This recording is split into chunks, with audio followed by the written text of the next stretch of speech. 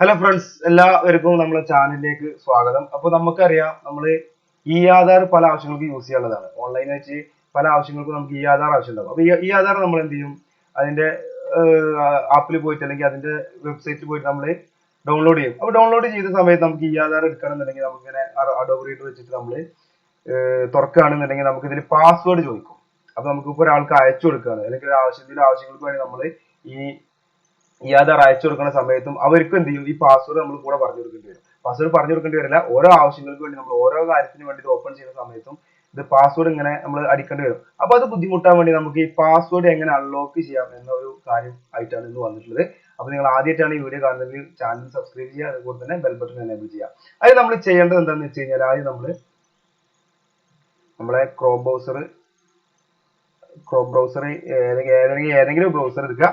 Browser എടുത്തതിന് ശേഷം നമുക്ക് എളുപ്പമായിട്ട് ഐ ലവ് PDF എന്ന് പറഞ്ഞൊരു വെബ്സൈറ്റ് ഉണ്ട്. ആ വെബ്സൈറ്റിൽ കയറിയതിന് ശേഷം നമുക്ക് താഴത്തോട്ട് സ്ക്രോൾ ചെയ്ത് കഴിഞ്ഞാൽ അൺലോക്ക് PDF എന്ന് പറഞ്ഞ ഓപ്ഷൻ കിട്ടും. നമുക്ക് ഇതിന്റെ പാസ്വേഡ് എന്താണോ അൺലോക്ക് പാസ്വേഡ് അത് നമ്മൾ അറിഞ്ഞിരിക്കണം കേട്ടോ. ഓക്കെ, എന്നിട്ട് നമ്മൾ അത് PDF ഫയൽ നമ്മൾ ഇതിന് സെലക്ട് ചെയ്തെടുക്കുക. സെലക്ട് ചെയ്തതിന് ശേഷം നമ്മൾ ഇങ്ങനെ ഇതുപോലെ ചോദിക്കും, ലാസ്റ്റ് അൺലോക്ക് PDF ചോദിക്കും. ഓക്കെ, അപ്പോൾ ഇതിന്റെ പ്രോസസ്സിംഗ് നടന്നുകൊണ്ടിരിക്കുകയാണ്. നമുക്ക് ആൾറെഡി ഇതിന്റെ പാസ്വേഡ് അറിഞ്ഞിരിക്കണം കേട്ടോ. അപ്പൊ അത് അപ്ലോഡ് ആയിക്കൊണ്ടിരിക്കുകയാണ്. അപ്ലോഡ് ചെയ്യാം. ഇതുപോലെ നമ്മൾ ചോദിക്കും എന്താണ് ഇതിന്റെ പാസ്വേഡ് ചോദിക്കും. അപ്പൊ നമ്മൾ എന്താണ് കറക്റ്റ് പാസ്വേഡ് തെറ്റാതെ നമ്മൾ അടിച്ചു കൊടുക്കുക. ശ്രദ്ധിക്കണം, പാസ്വേഡ് തെറ്റാതെ അടിച്ചു കൊടുക്കണേ.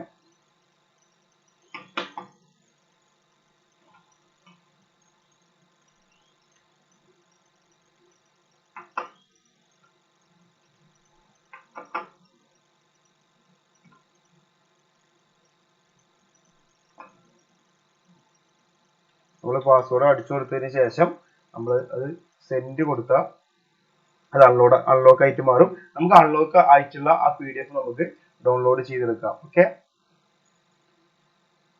അത് ഡൗൺലോഡ് ആയി കിട്ടിയിട്ടുണ്ട്.